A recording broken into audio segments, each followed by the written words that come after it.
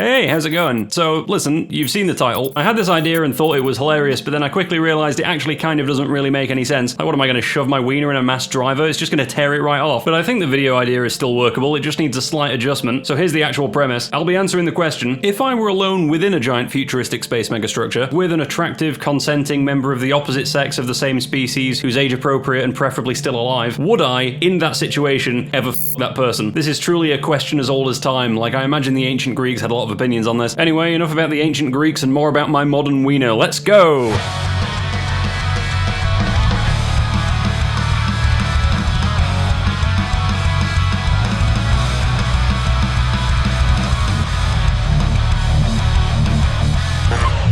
Okay, let's start with the space elevator, because that's one of the most normie things we can possibly talk about. Everyone knows what a space elevator is. It's an elevator that goes to space, specifically with a big counterweight beyond geostationary orbit, and then material with very high tensile strength lowered down to the planet to secure it, and then you have some kind of machine that crawls up the side of it. Hey presto, that's an elevator. And yeah, you kidding? I'd totally f*** someone inside of one of these things. First of all, the view's gonna be quite romantic, and second of all, people don't seem to consider how long the journey in one of these things is gonna take. You're potentially traveling tens of thousands of miles, so you might be stuck in this thing for days on end. You gotta pass the time somehow. Although this is kind of a tentative yes, because I do also think the slight swaying would scare me shitless. Like, a couple of times I've been at the viewing platform of the Birch Khalifa, and even that thing, at less than a kilometer high, noticeably sways from side to side, which would probably help me push out a bowel movement, but not necessarily help me fuck somebody. All the blood going to my intestines is going to drain it away from my wiener. So it's a smash, but it's a tentative smash. Okay, next up, skyhook. A skyhook is basically a very, very, very long rotating bar in orbit, rotating so that when you catch up to it in some kind of aircraft or spacecraft, you can sort of latch yourself onto it, and then its rotation will sort of fling you up and around into space. The thing is, that hooking mechanism is probably going to have some kind of drone that comes out and latches onto your spacecraft, because otherwise this would have to be a ridiculously precise maneuver. Well, you probably don't have to do it this way. I imagine that is probably the most effective way to do it, and I think my completely undiagnosed but clearly borderline autistic ass would be far more interested in looking at that happening out of the window than I would be in smashing the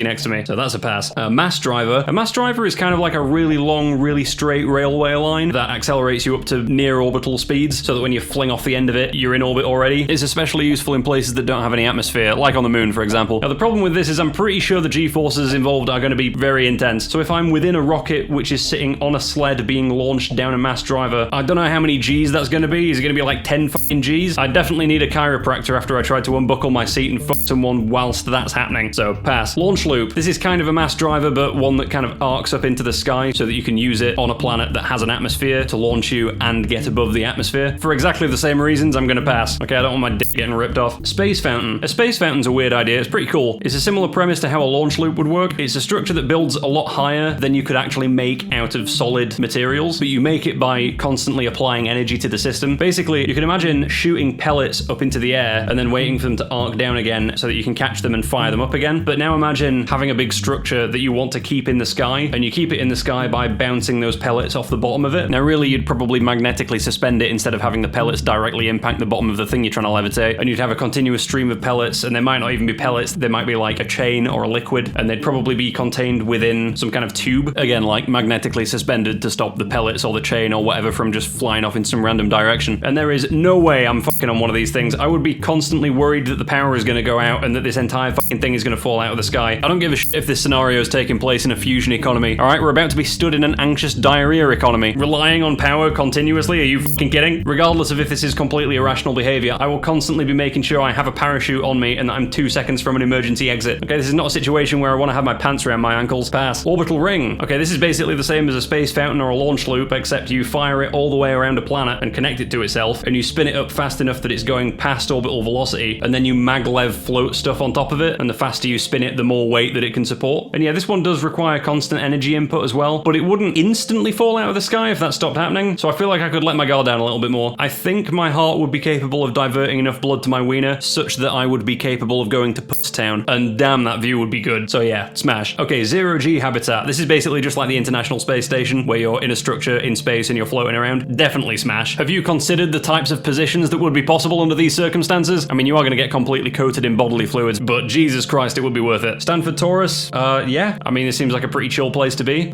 Smash. Cylinder habitat, so like an O'Neill cylinder or a McKendry cylinder. Yeah, again, happily smash. Bernal sphere. This is another type of rotating habitat, except for some reason it's a sphere, meaning that most of the surface area isn't really usable. Like everything that isn't on the equator is going to want to roll down to the equator. So I never quite understood the point of these. Maybe I'm misunderstanding the way they work, but yeah, no, I think I'd be too distracted by how frustrated I am at the lack of efficiency in this structure, so pass. Bubble habitat. By this I kind of just mean something big like a cylinder habitat, but that isn't rotating, so you can just breaststroke your way through. Realistically, you would just get stuck in the middle of a big open space and probably starve to death, but the plus side is you have no gravity. Seems like a win-win for me for this purpose, so definitely smash. Sorry to interrupt, this is just a quick message to say, statistically speaking, you're probably not subscribed, so I'll make you a deal. Press the subscribe button and I won't come over to your house and do this.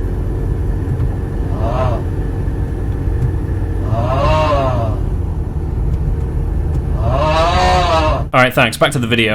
Next, we've got a planetary scale ring world, something between the size of like a bishop ring or a halo ring. 100% smash. I'm firming up just looking at this thing. Shell world. Okay, shell world is weird. Imagine multiple orbital rings that all overlap each other at different angles, and now imagine using those orbital rings as a kind of truss structure so that you can put panels on top of them to basically build another layer of planet, and then above that you can have a bunch more orbital rings and then a bunch more panels on top of them, and you just do this hundreds of times, so you end up with a planet like Coruscant from Star Wars that's got a ridiculous number of levels to it, mixed with a bunch of big space fountain pillars supporting the whole thing and connecting everything. That is a shell world. Honestly, one of these things would be pretty hard to navigate, so there's kind of no reason to not just stay home and smash. Terraformed planet. What are you, a Kardashev Zero civilization? Get that Looney Tune shit the fuck out of here. Let me know when your civilization's grown its first pubes, alright? Pass. Artificial planet. I think pass again. If you didn't have a planet and then you built a planet, that's like the maximally inefficient thing to do, unless you're building it like a shell world where there's lots of different layers to it and where there's a very high surface area. But if you're just building a planet to live on the surface of it, the fuck are you doing? To me, this is giving a lot of far future, highly bureaucratic nonsense dictatorship vibes. I think because I'm basically picturing the Death Star, even though the Death Star had internal areas, but whatever. Not really my thing, kind of turns me off, so pass. A Dyson Swarm. Smash. Absolutely smash. A Dyson Swarm, of course, is a collection of space habitats or solar energy collectors surrounding the sun in high enough numbers that it extracts some reasonable percentage of the sun's power. And holy guacamole, smash. I don't even need a person, I'll just cut a hole in the floor and go to town. Stellar ring world. So like we already talked about a planetary ring world, like a halo ring or whatever. But what about one that's big enough that it wraps all the way around the sun? Again, I don't think I'd be particularly terrified being on one of these. I'd just be enjoying the view, which is kind of similarly good to the view that you'd get on a smaller ring world. Arguably slightly less good because the sheer scale of the structure means that it's not going to look as obvious and cool in the sky as it arcs overhead and around the back of the fucking sun above you. But I'd happily smash you while we're there, so yeah, smash. Alderson disk. I do not see the fucking point in it. Why did we build this? Who thought this was a good idea? Really, we finally defeated the flat earthers and we decided to make a flat earth. What is the point in this? To prevent this thing from collapsing, you'd need to basically build it out of a lot of these sort of active support, orbital ring, space fountain type structures. Otherwise, the gravity of it would just cause it to collapse in on itself. Honestly, the same is true for a stellar scale ring world as well. I suppose if you're like a high Kardashev 2 or maybe a Kardashev 3 civilization and your interstellar empire has expanded to the point where you have so many stars that using an entire solar system for just bullshit purposes is fine because you don't give a shit, then I guess you could build an Alderson disk. But under any other circumstances, this is a bafflingly stupid thing to build. Either that or I'm just too dumb to see why you would ever build one of these things, so pass. Topopolis. A topopolis is like a tube-shaped habitat megastructure designed to be a rotating cylinder that extends in a long loop several times around a star or a planet. It's basically just the ultimate form of an O'Neill cylinder. Always found it to be slightly bizarre, but also very cool at the same time, so yeah, smash. Birch world. This thing is fucking terrifying. So this is like a shell world, but you build it around a supermassive black hole, and since supermassive black holes are so big, a Birch world would be so unbelievably gigantic that if you really wanted to build one properly, you would basically have to destroy the entire galaxy around it to construct one of these things, and then that one Birch world would have more livable surface area than every planet in that galaxy would have had. Potentially every planet in the observable universe has. This is thanks to the fact that you'd probably build a bunch of layers, again, similar to a shell world, and even if you had like 100 kilometers millimeters between each layer and you had millions of layers, the Birch world would still be paper thin compared to how big its diameter would be. The idea that there is a supermassive black hole lingering beneath my feet is terrifying in a way that's really quite hard to articulate, but then again, I do like massive space megastructures, and this is kind of the king of all of them. Alright, I'm a little turgid just thinking about it, so smash. And yeah, I think that's the last of them. I know this was not an exhaustive list of all the possible space megastructures, but I am going to have to give my Gravitino balls a chance to recuperate sooner or later. Basically, if you give me a good view and make me feel like I'm not in imminent danger, I'll basically fuck wherever. Enjoy the burden of knowledge. And as always, thanks to my elite level supporters, Thunderbolt 22A10, whose mother acts as a gravity anchor for a Birch world, Nomad Greg, who once made love on a Ferris wheel, Andrew Mole, who once got his head caught in the upward pellet stream of a space fountain, which is why he are now so smart and speak very good England, John Bejarano, who accidentally invented the Alderson disc when he bought too much pizza dough that one time, JDK, who never cared about gravity's opinion to begin with, Mutantius Doom, who can summon a flock of bees, Stormester Ritter, who gets by selling his belly button lint to Andromedans on the intergalactic market, Nikita Lurie, who once ate too many beans and long story short, that's where the Grand Canyon came from, Aaron Rowe, who's so fast he can circumnavigate the planet and slap his own ass, Bonk Chunk, named for all the chunks that he enjoys bonking, that one boy, who was just gifted a mystery machine from a bunch of aliens, he's not exactly sure what it does, but he is covered in tumours now, so that's probably not good, Trenton Caldwell, who tied a Rolls-Royce turbofan engine to the top of his Toyota Prius, which simultaneously broke the Guinness World Record for coolest and least cool vehicle in the universe, and thanks to all my other supporters too. Don't forget to join the Patreon or the channel membership if you want to be featured in my video credits or chat on the Discord, and as always, I'll catch you in the next one.